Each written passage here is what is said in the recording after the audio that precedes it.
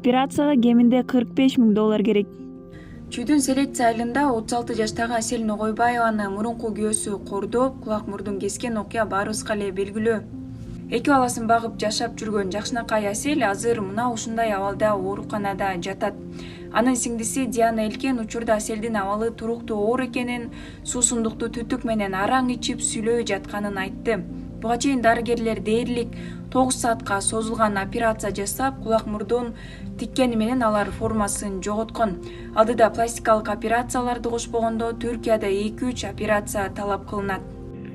Сейчас мы уже поговорили с турецкими докторами.